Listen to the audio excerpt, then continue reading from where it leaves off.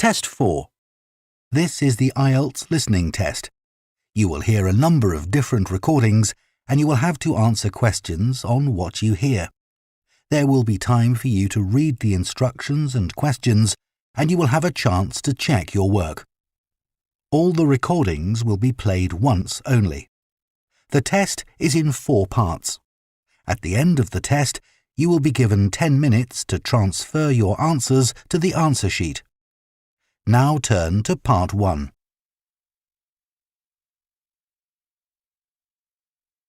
Part 1. You will hear a man phoning to inquire about a cleaning service for his apartment. First, you have some time to look at questions 1 to 5.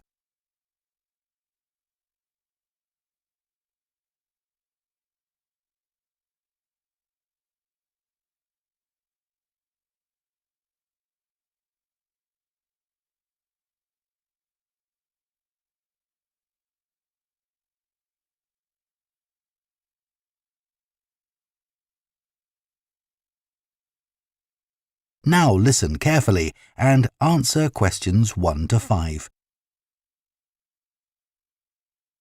Hello, Easy Life Cleaning Services, Jacinta speaking. Oh, hello. I'm looking for a cleaning service for my apartment. Do you do domestic cleaning? Sure. Well, it's just a 1-bedroom flat. Do you have a basic cleaning package? Yes, for a 1-bedroom flat, we're probably looking at about 2 hours for a clean. So we do a thorough clean of all surfaces in each room and polish them where necessary. Does your apartment have carpets? No, I don't have any, but the floor would need cleaning. Of course, we do that in every room. And we do a thorough clean of the kitchen and bathroom. Okay. Then we have some additional services which you can request if you want. So, for example, we can clean your oven for you every week. Actually, I hardly ever use that. But can you do the fridge? Sure. Would you like that done every week? Yes, definitely. And would ironing clothes be an additional service you can do? Yes, of course. It wouldn't be much, just my shirts for work that week. That's fine. And we could also clean your microwave if you want. No, I wipe that out pretty regularly, so there's no need for that. We also offer additional services that you might want a bit less often, say every month. So, for example, if the inside of your windows need cleaning, we could do that. Yes, that'd be good. I'm on the 15th floor, so the outside gets done regularly by specialists, but the inside does get a bit grubby. And we could arrange for your curtains to get cleaned if necessary. No, they're okay. But would you be able to do something about the balcony? It's quite small and I don't use it much, but it could do with a wash every month or so. Yes, we can get the pressure washer onto that. Before you hear the rest of the conversation, you have some time to look at questions 6 to 10.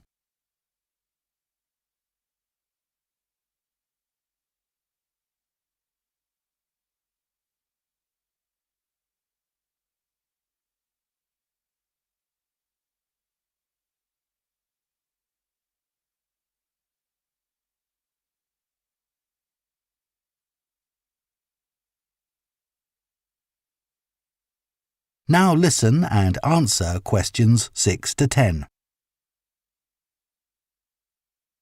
Now, if you're interested, we do offer some other possibilities to do with general maintenance.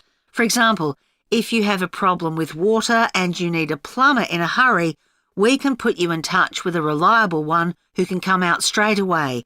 And the same thing if you need an electrician. Right, that's good to know. I've only just moved here, so I don't have any of those sorts of contacts. And I don't know if this is of interest to you, but we also offer a special vacuum cleaning system which can improve the indoor air quality of your home by capturing up to 99% of all the dust in the air. So if you're troubled by allergies, this can make a big difference. Right, in fact, I don't have that sort of problem, but I'll bear it in mind.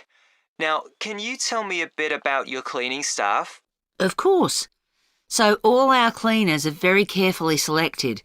When they apply to us, they have to undergo a security check with the police to make sure they don't have any sort of criminal background. And of course, they have to provide references as well. Then if we think they might be suitable for the job, we give them training for it. That lasts for 2 weeks, so it's very thorough, and at the end of it they have a test. If they pass that, we take them on, but we monitor them very carefully. We ask all our clients to complete a review of their performance after every visit and to email it to us, so we can pick up any problems straight away and deal with them. Okay, well, that all sounds good. And will I always have the same cleaner? Yes, we do our best to organise it that way, and we usually manage it. Good, that's fine. Right, so I'd like to go ahead and... That is the end of Part 1. You now have half a minute to check your answers to Part 1.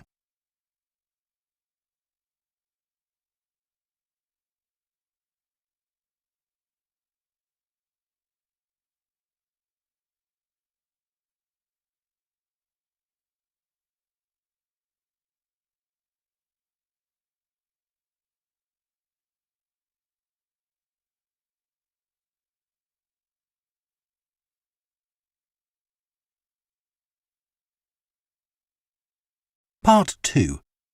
You will hear a training manager giving a talk to a group of senior staff from a hotel chain about the problem of high staff turnover.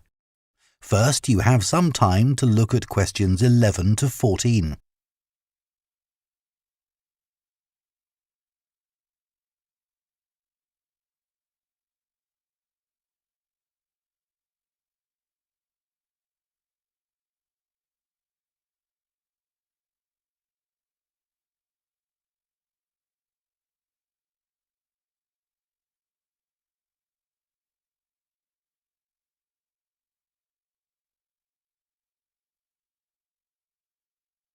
Now listen carefully and answer questions 11 to 14.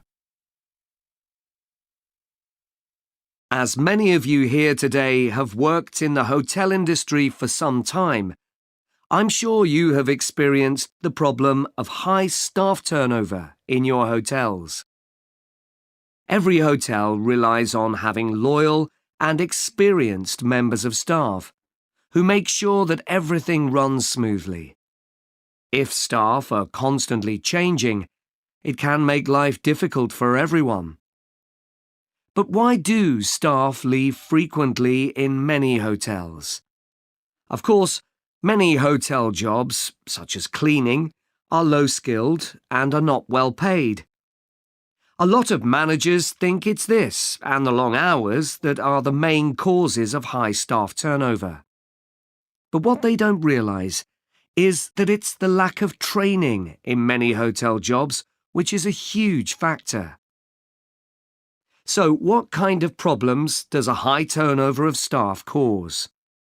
Well, having to recruit new staff all the time can be very time-consuming, and managers may have to cover some duties while waiting for new staff to arrive. This means they don't have time to think about less immediate problems, such as how to improve their service. When staff leave, it can also severely affect the colleagues they leave behind.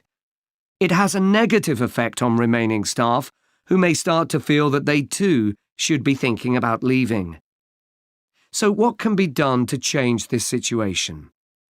Firstly, managers should stop making basic errors which leave their staff feeling upset and resentful. When organising shifts, for example, make sure you never give certain staff preferential treatment.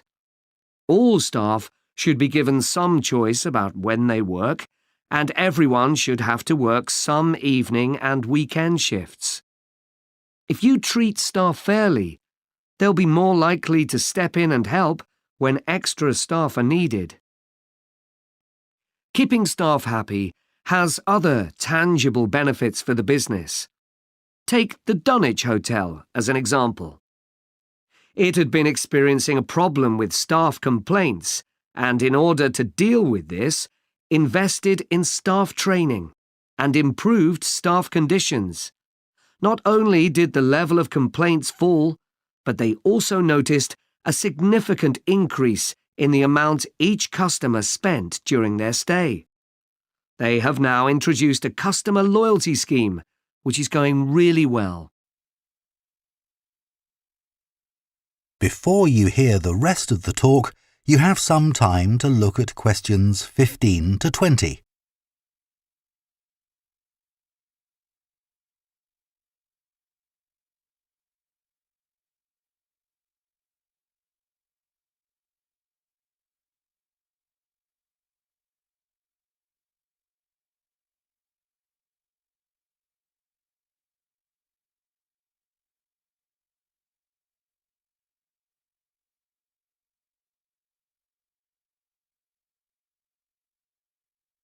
Now listen and answer questions 15 to 20.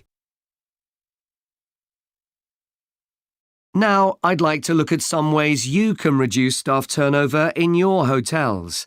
And I'll do this by giving some examples of hotels where I've done some training recently. The Sun Club received feedback which showed that staff thought managers didn't value their opinions. They weren't made to feel they were partners who were contributing to the success of the business as a whole. This situation has changed.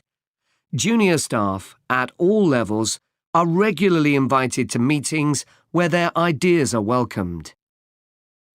A year ago, the Portland recognised the need to invest in staff retention. Their first step was to introduce a scheme for recognising talent amongst their employees. The hope is that organising training for individuals with management potential will encourage them to stay with the business. At Blue Water, managers decided to recognise 50 high achievers from across the company's huge hotel chain. As a reward, they're sent on an all-expenses-paid trip abroad every year. Fun is an important element in the trips, but there's also the opportunity to learn something useful. This year's trip included a visit to a brewery, where staff learned about the new beer that would be served in the hotel. Pentlow Hotels identified that retention of junior reception staff was an issue. In order to encourage them to see that working in a hotel could be worthwhile and rewarding with good prospects, they introduced a management program. These staff were given additional responsibilities and the chance to work in various roles in the hotel. Green Planet wanted to be seen as a caring employer. To make life easier for staff, many of whom had childcare responsibilities, the hotel began issuing vouchers to help cover the cost of childcare. Louise Marsh at the Amesbury has one of the best staff retention rates in the business. Since she joined the company, she's made a huge effort to achieve this by creating a cooperative and supportive environment. For her, the staff are part of a large family where everyone is valued. OK, now I'd like to move... That is the end of Part 2. You now have half a minute to check your answers to Part 2.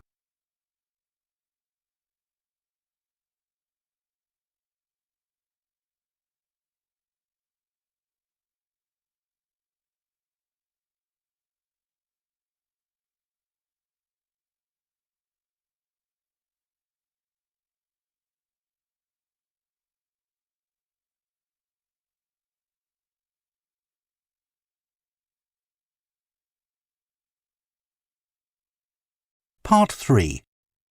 You will hear two students called Jean and Thomas discussing their sports science course. First, you have some time to look at questions 21 to 24.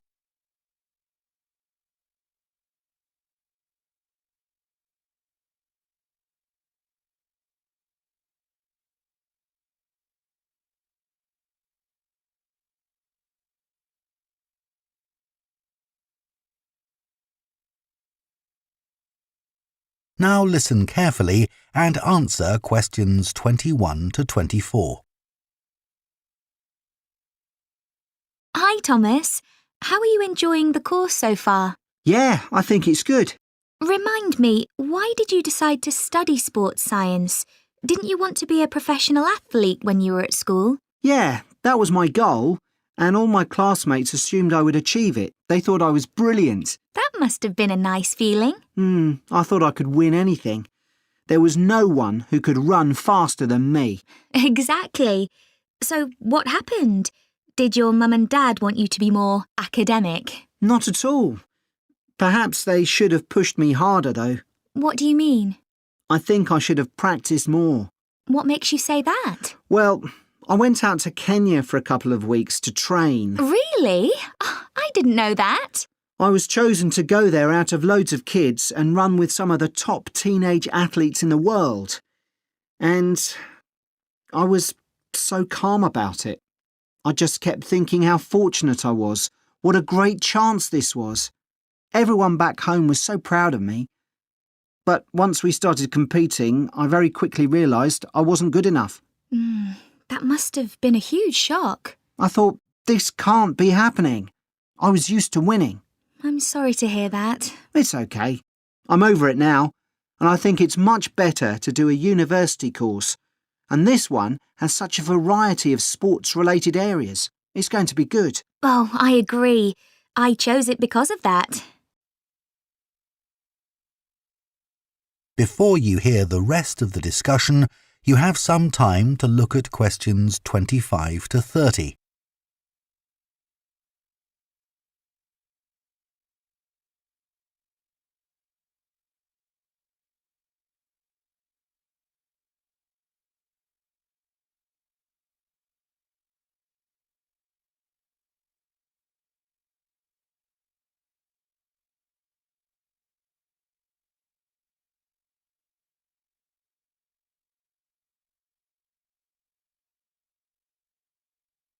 Now listen and answer questions 25 to 30. So, Jian, have you thought of any ideas for the discussion session next week on technology and sport? We have to cover more than one sport, don't we? Yeah. You know, we always think technology is about the future, but we could gather some ideas about past developments in sport. Look at early types of equipment, perhaps. I remember reading something about table tennis bats once, how they ended up being covered with pimpled rubber. 'Cause they were just wooden at first, I'd imagine. Yeah. In about the 1920s, a factory was making rolls of the rubber in bulk for something like horse harnesses. Really? Yeah, and someone realised that it would make a perfect covering for the wooden bats. So, what about cricket? That's had a few innovative changes. Maybe the pads they wear on their legs? I don't think they've changed much, but I'm just looking on the internet. And it says that when the first cricket helmet came in 1978, the Australian batsman who first wore it was booed and jeered by people watching because it was so ugly. Wow! Players have to protect themselves from getting hurt. I mean, everyone wears one now. Unlike the cycle helmet. Well, unless you're a professional. But you're right, many ordinary bikers don't wear a helmet. Hey, look at these pictures of original helmet designs. This one looks like an upside-down bowl. Yet the woman's laughing.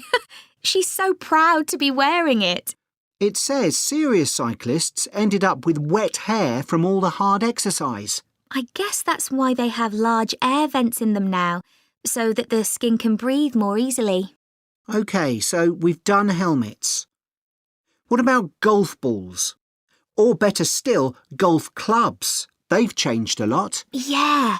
I remember my great-grandfather telling me that because a club was made entirely of wood, it would easily break and players had to get another. There's no wood at all in them now, is there? No, they're much more powerful. The same must be true of hockey sticks. I don't think so, because players still use wooden sticks today. What it does say here, though, is that when the game started, you had to produce a stick yourself. I guess they just weren't being manufactured. So, one more perhaps? What about football? Well, I know the first balls were made of animal skin. Yeah, they covered them with pieces of leather that were stitched together. But the balls let in water when it rained. Oh, that would have made them much heavier. That's right. You can imagine the damage to players' necks when the ball was headed. Oh, how painful that must have been. Yeah. Well, I think we can put together some useful ideas and... That is the end of Part 3. You now have half a minute to check your answers to Part 3.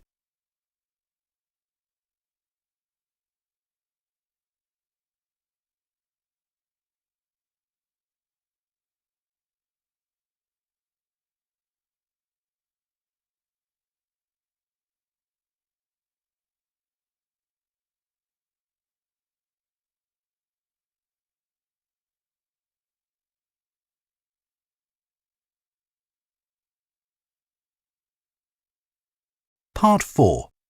You will hear a presentation by a food science student about the production of maple syrup. First, you have some time to look at questions 31 to 40.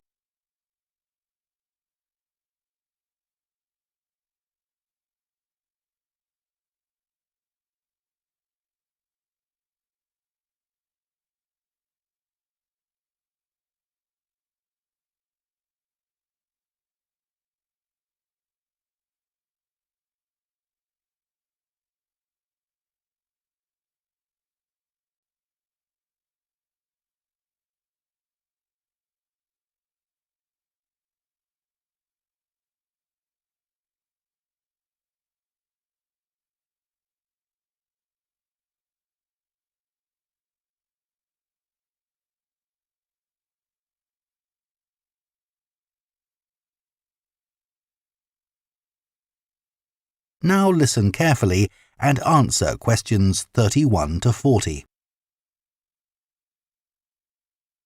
Hello, everyone. Today, we're going to look at another natural food product, and that's maple syrup. What is this exactly? Well, maple syrup looks rather like clear honey, but it's not made by bees. It's produced from the plant fluid, or sap, inside the maple tree, and that makes maple syrup a very natural product.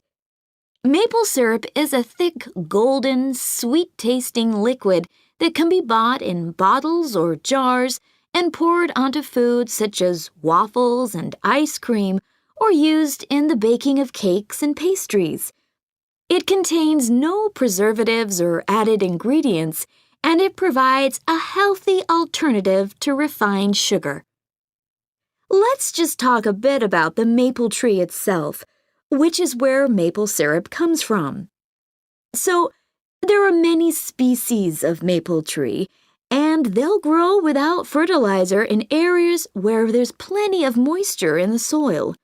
However, they'll only do this if another important criterion is fulfilled, which is that they must have full or partial sun exposure during the day and very cool nights. And I'll talk more about that in a minute. There are only certain parts of the world that provide all these conditions.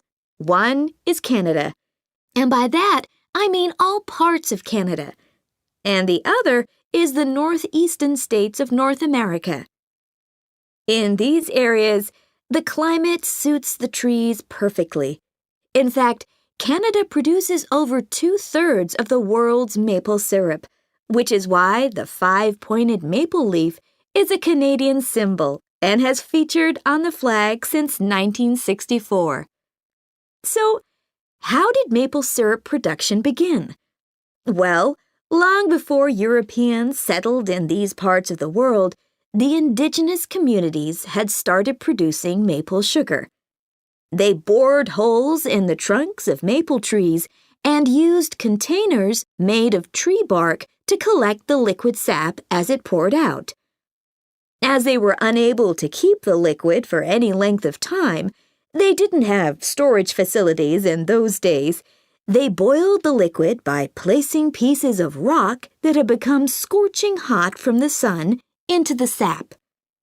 They did this until it turned into sugar, and they were then able to use this to sweeten their food and drinks. Since that time, improvements have been made to the process, but it has changed very little overall.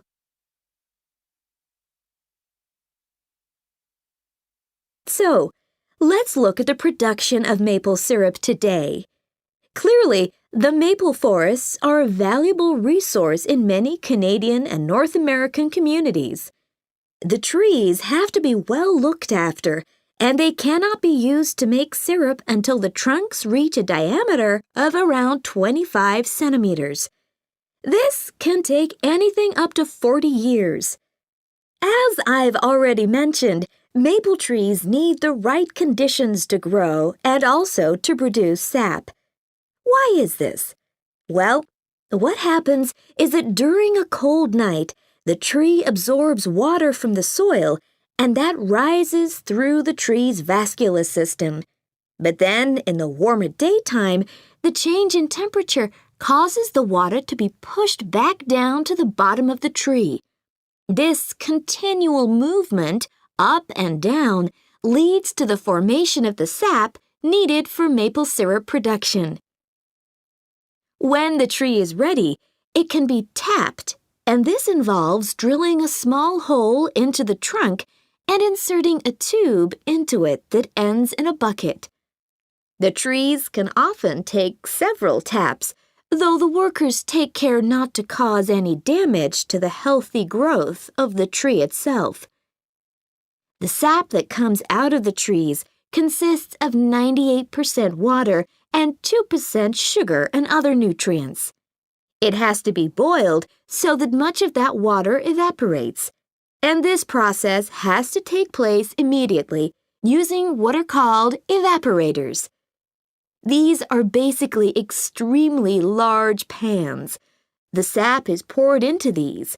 A fire is built, and the pans are then heated until the sap boils. As it does this, the water evaporates and the syrup begins to form. The evaporation process creates large quantities of steam, and the sap becomes thicker and denser, and at just the right moment, when the sap is thick enough to be called maple syrup, the worker removes it from the heat. After this process, something called sugar sand has to be filtered out, as this builds up during the boiling and gives the syrup a cloudy appearance and a slightly gritty taste. Once this has been done, the syrup is ready to be packaged so that it can be used for a whole variety of products. It takes 40 liters of sap to produce 1 liter of maple syrup, so you can get an idea of how much is needed. So that's the basic process. In places like Quebec, That is the end of Part 4. You now have 1 minute to check your answers to Part 4.